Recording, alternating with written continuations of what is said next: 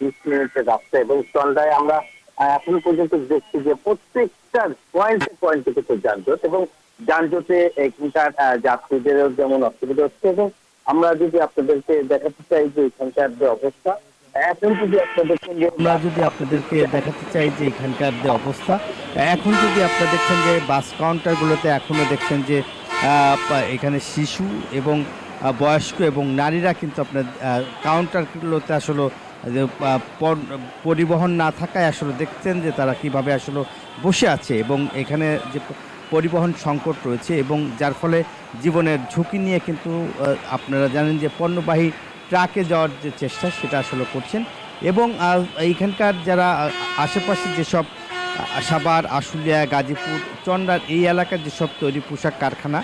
একযোগে বন্ধ হয়ে গেছে এবং বন্ধ থাকার কারণেই কিন্তু ঈদের যে ছুটি এবং ঈদের যে 7 দিনের ছুটি সেই ছুটি ঈদ লাগছে মনে খুশির জোয়ার সবখানে, আরে ঈদ লাগছে মনে বিকাশ পেমেন্ট সবখানে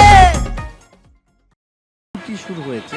যার ফলে কিন্তু আপনারা জানেন যে নারীর টানে বাড়ি ফিরছে, পরিবারের সাথে তারা ঈদ করতে চায় এবং ঈদ করার জন্যই কিন্তু আসলে বের হয়েছে। এখন পরিবহন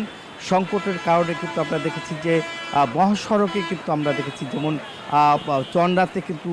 এখনও কিন্তু লক্ষ লক্ষ যাত্রী সেখানে রয়েছে এবং পরিবহন না পাওয়ার কারণে ঘন্টার পর ঘন্টা অপেক্ষা করতে হচ্ছে এবং কখন পরিবহন আসে এবং পণ্যবাহী যেসব ট্রাক রয়েছে সেসব ট্রাকে কিন্তু জীবনের ঝুঁকি নিয়ে কিন্তু তারা বাড়িতে যাচ্ছে এবং আমরা দেখছি যে উত্তরবঙ্গের এখান থেকে 23টি জেলার মানুষ কিন্তু একযোগে বাড়িতে যাচ্ছে। এছাড়াও কিন্তু ঢাকা আরিচা মহাসড়কের নবীনগরেও কিন্তু একই রকমের যে চিত্র, সেখান থেকে প্রায় 18টি জেলার মানুষ ওই অঞ্চলে যাচ্ছে।